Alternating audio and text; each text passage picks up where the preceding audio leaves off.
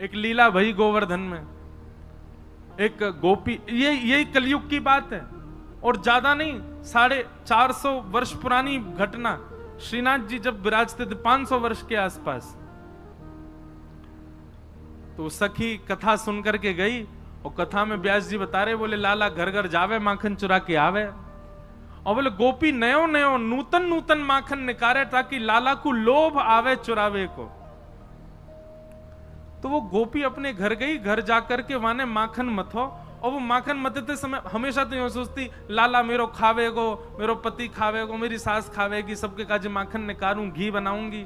लेकिन आज वो दही मथते मथते मन में विचार कहा कर रही है, काश मेरे यहाँ को निकरो भयो माखन कभी श्रीनाथ जी पावे, और मैं जाकर के नहीं पवाऊं, वो मेरे घर आके पावे। सुबह ने कहा कि मक्खन निकाल करके मटकी में भर के, और मन में विचार करने लगी, बोले अब उनको कहा पता होगी कि मेरे घर मक्खन निको है, इतना बड़ा संसार, वो तो सबको ध्यान रखें, उनको कहा पता होगी कि मेरे घर में मक्खन धरो है। कोई बात ना, मैं ही बता के आऊं। मक्खन की मटकी संग में लेकर के गई और श्रीनाथ जी के मंदिर में खड़े है के सब तो दर्शन कर रहे हैं, और वो दूर से मक्खन के ऊपर की मटकी को भाग हटाए के ऐसे ठाकुर जी को दिखा रही है, लाला धौरी गैया के दूध को जमाए करके दही बनाए और वाकू मत करके बढ़िया मक्खन निकारो मैंने, आहा ऐसी सुगंधी आ रही है, कोई को ना दूंगी मैं, तेरे काजे निकारो है, तू आजा घर पे आके या कुछ चोरी कर ले जा, मैं कोई सो ना कहूंगी, तू बस चोरी कर ले जा। और ठाकुर जी को दिखा रही है दूर से मटकी। एक दिन है गयो, ठाकुर जी नहीं आए, दूसरे दिन फिर पहुंच गई, फिर दिखावे ठाकुर जी फिर भी नहीं आए। अब तो वहां को नियम बन गयो, रोज मक्खन निकाले, और बोली मैं हूं देखूं कब तक नहीं आवे को, रोज पहुंच जाए और ठाकुर जी को मक्खन दिखावे।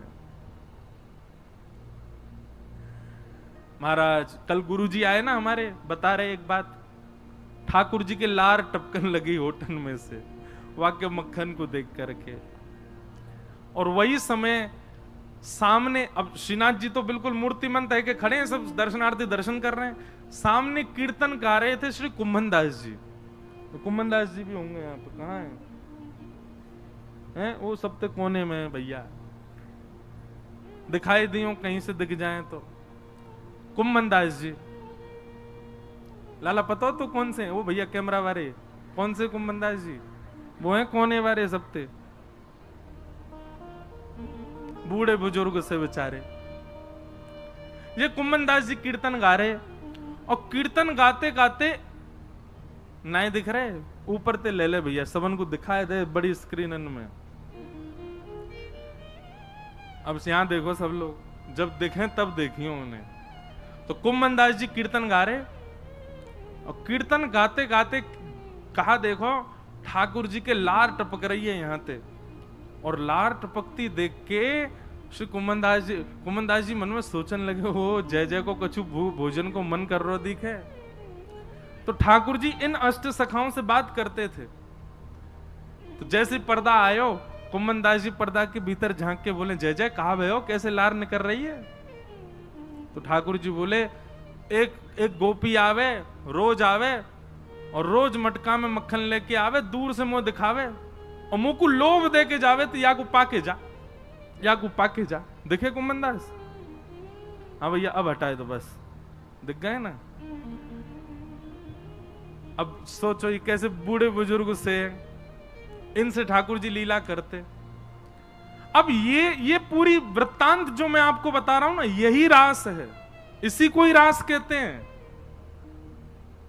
हम आप सबन को ठाकुर जी ऐसे ही दिखाई दे रहे हैं, ये रस है, लेकिन कुंभन दास जी को लार में दिखाई दे रहे हैं, ये रास है।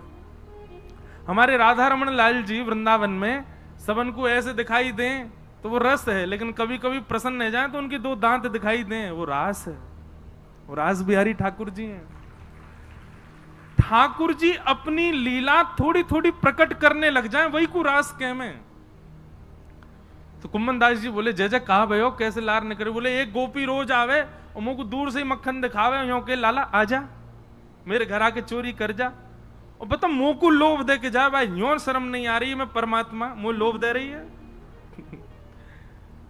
कुंभन दास जी बोले, अरे ब्रज के लोग तो बड़े भोरे हुए, जय जय। कोई बात ना है, आप दूर से ही स्वीकार कर ले, को दूर से ना मेरी लार यही मारे निकरी, अब तो मोरो खावे कोई मन है रो है। बोले हजारों वर्ष है गए भैया, कृष्ण लीला के बाद चोरी ना करी, मेरो बहुत जोर ते मन है रो है, बाग गोपी के यहाँ चले, चल के चोरी करिया है। कुमनदास जी बोले भगवान बन गए हो अब आप, दूर दूर से लोग दर्शन करवे आमे आपके श्रीनाथ जी रूप में, वहां के यहाँ जाके चोरी करोगे, पता चल गई तो कैसी निंदा होगी। ठाकुर जी बोले निंदा कम है हमारी, दुनिया चोर कह के बुलावे, और कहा निंदा होगी। निंदा की चिंता ना है, मुख तो भैया वह माखन खावे को मन करो। और वह गोपी को भाव इतना बढ़िया लगे, कुंभना तू मेरी जगह खड़े है कि देखेगो तेरे मुंह में लार आ जाएगी, ऐसा बढ़िया मक्खन निकाल के और दूर से दिखावे। कुमनदास जी बोले कहा करनो बताओ। बोले रात्रि में जैसी शयन है जाए मंदिर को, सोई तू पीछे खिड़की पे आ जाइयो, और मैं खिड़की से छलांग मार के बाहर आ जाऊंगा, तेरे कंधा पे बैठ के फिर दोनों चलेंगे चोरी करके आवेंगे। कुमनदास जी बोले बड़ो बूढ़ो आदमी में मुंह पे चलो फिरो जाए ना है, आपको लेके कंधा पे कहां जाऊंगा मैं। ठाकुर जी बोले कुंभना तू बस एक बात, एक सूत्र अपना ले। बोले कहा शीघ्रता रखियो, बस देरी मत करियो, विलंब मत करियो, और जैसो मैं कहूं वैसो कर तो चलियो, बाकी सब मैं संभाल लूंगा, तू बस ले चल मुझे। रात्रि में मंदिर कपाट बंद है गए, शयन है गए, सब दर्शनार्थी अपने अपने घर चले गए, मंदिर के सेवायत सब चले गए। वास में कुंभनदास जी मंदिर के पीछे खिड़की पर जाके खड़े भये और शयन के वस्त्र धारण किए, थोड़ी छोटी सी पाग पहन रखी है, गले में 2 माल धारण कर रखी हैं, बढ़िया गुलाब को इत्र लगा रखो, पीतांबरी पहनी। श्रीनाथ जी ने अपने मूर्तिमंत रूप को सचल बना लियो, हाथ पांव सब सीधे है गए ठाकुर जी के, और खिड़की से ऐसे निकल करके बाहर आए और कुंभनदास के कंधा पे बैठ गए, दोनों पांव लटका लिए और सिर पकड़ करके ठाकुर जी ऊपर बैठ गए। अब छवि देखो कितनी सुंदर। अब ठाकुर जी कह रहे हैं कुंभना हाँ यहाँ से सीधो चल, आगे पोखर आएगी बातें दाएं को मुड़ जाइयो, फिर वहां से आगे तो बाएं को मुड़ जाइयो। कुंभनदास जी तुम कब हुआ है वाकई यहाँ? बोले मैं गयो ना हूं, वो गोपी रोज आके मुंह को बता के जावे कि मां मेरो घर है, आ जाइयो लाला। कुंभनदास जी के नेत्रों में आंसू आ जाते, आहा कितने बड़भाग, ये लीला मेरे साथ घट रही है, मुझे अनुभव हो रहा है, कितना कितना सुख है मेरे लिए। और ठाकुर जी कुंभनदास जी के संग गए और वह गोपी के घर में ऊपर से छत पे ते प्रवेश कर गए, सब सो रहे हैं गहरी निद्रा में, और ठाकुर जी कह रहे हैं अचक अचक के चल, आवाज मत करियो नहीं तो आ जाएगी गोपी। ओ देख कुंभना वो टंग रही मटकी, ले चल बा के पास। कुंभनदास जी पाम पकड़ रखे, नेक नेक से पाम है ठाकुर जी के, पाम पकड़ करके ले गए। सोई ठाकुर जी ने अधर सिर पकड़ करके यहां तो दोनों पाम रख लिए और सिर को नेक छोड़ के अपनो नेक बैलेंस संभालो गिर नहीं जाऊं, और तुरंत वो मटकी पकड़ ली, छीका पे लटक रही ऊपर। अब तो ठाकुर जी निकार निकार करके प्रेम से पामे। कुंभनदास जी बोले अकेले अकेले पाओगे नेक दे दो नीचे प्रसाद।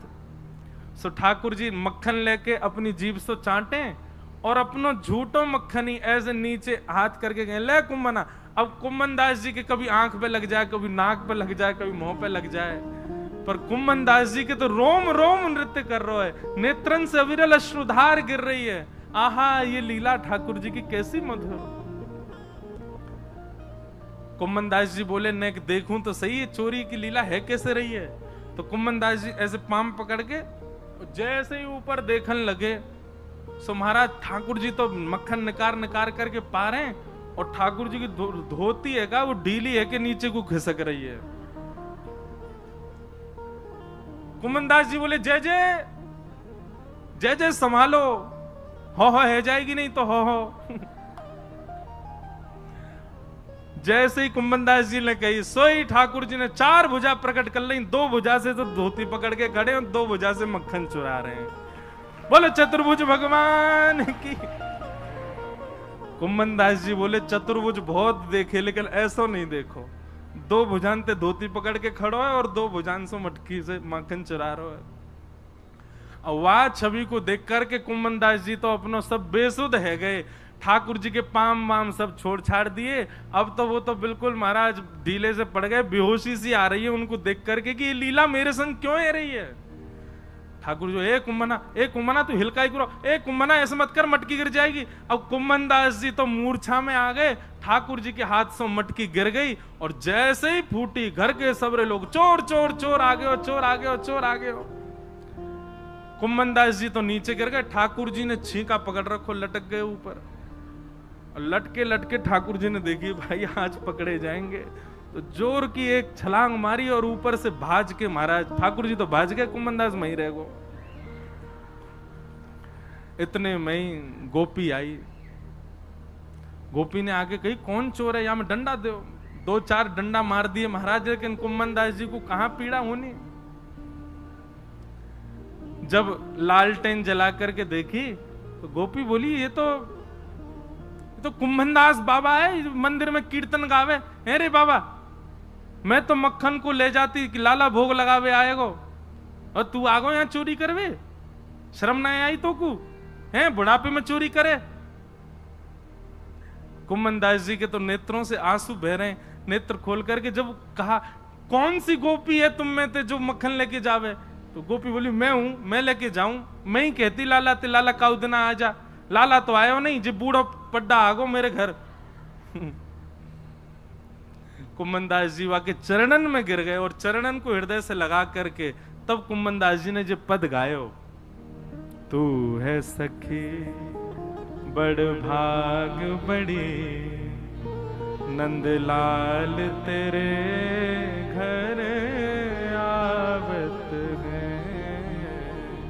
तू है सखी बड़ भाग बड़े, सब लोग गाओ, नंदलाल तेरे घर आवत है। ये रास है, इसको रास कहते हैं, नृत्य को रास नहीं कहते।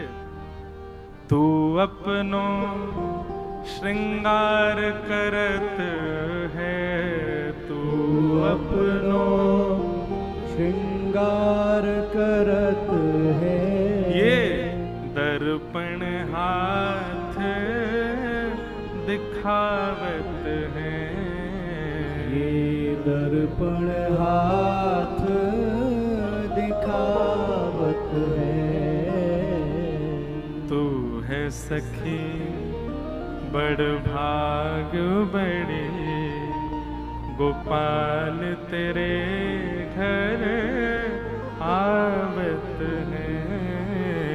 तू है सखी बड़ भाग बड़े, गोपाल तेरे घर आवत है। निज कर गूथ सुमन के गजरा, निज कर गूथ सुमन के गजरा। ये अपने ही हाथ पहरावत है, ये अपने ही हाथ पहरावत है। तू है सखी बड़ भाग बड़े, गोपाल तेरे घर आवत है। तू है सखी बड़ भाग बड़े, गोपाल तेरे घर। अरे सखी मैं ना आया हूं तेरे घर चोरी करवे, जाकू तू लोभ दे के आई वही आया हूं मेरे संग में। गोपी बोली सांची कहो बाबा, बोले सांची कह रहा हूं। अरे भैया मैंने दुनिया ते उनके यश सुने पर उनते तेरो यश सुनो। तू कैसे दही मत है, कैसे मक्खन को भरे, कैसे लेकर के जावे, और तू कैसे कैसे अपने घर को पूरा मार्ग बतावे, वो सब ठाकुर जी अपने मुख से मुख को सुना रहे। हर कोई उनको यश गावत, हर कोई उनको यश गावत।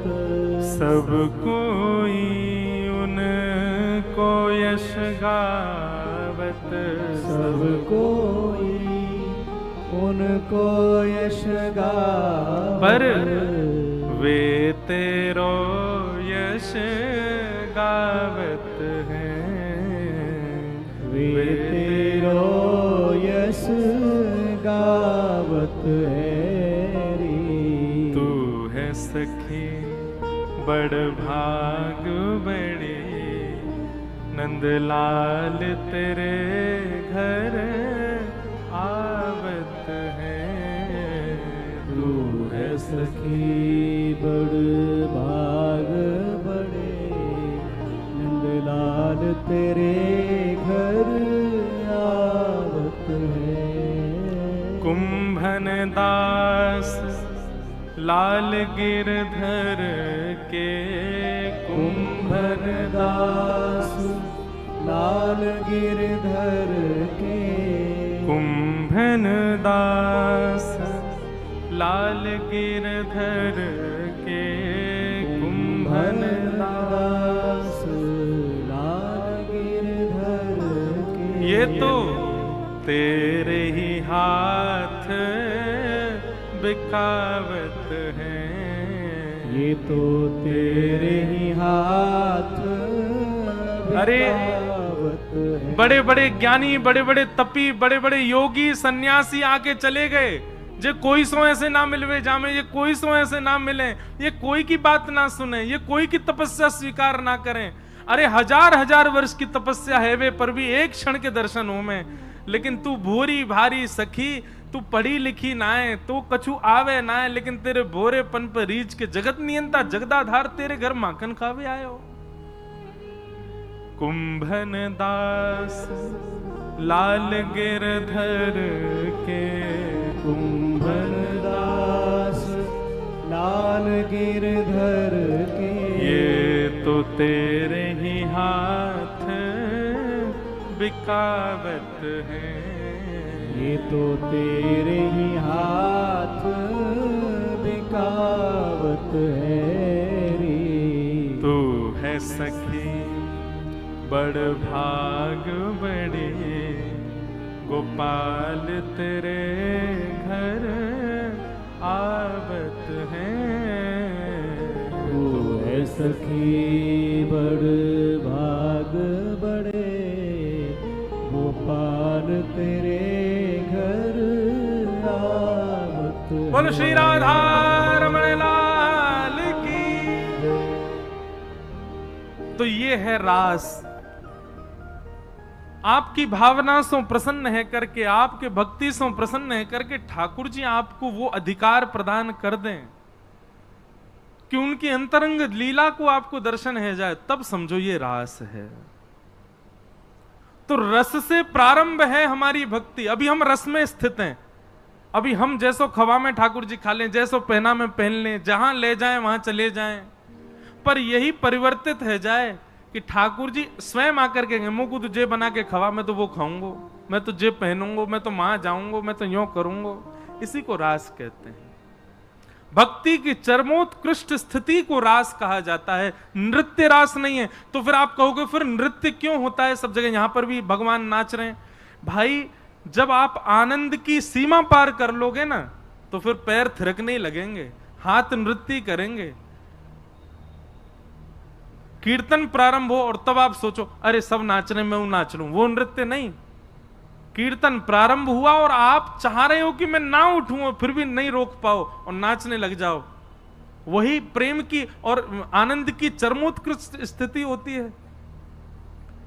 घर पे ठाकुर जी आ जाएं, घर पे स्वयं चल करके श्याम सुंदर आ जाएं, तो आनंद में भर के नृत्य ना करोगे? तो ऐसे ही ब्रज गोपियों को ठाकुर जी ने वह सुख प्रदान कर दिया, वह अंतरंग भाव प्रदान कर दिया कि गोपियां आनंद में भर करके झूमने लगी। तो इसलिए वो रास नृत्य के भाव से दिखने लगा, लेकिन वास्तविक रूप से नृत्य नहीं है रास। तो रास की भूमिका प्रारंभ ऐसे हुए। भगवान पिता रात्रि शरदोत्फुल्ल मल्लिका, विक्षरन्तुम मनश्चक्रे योग मायामुपाश्रितः।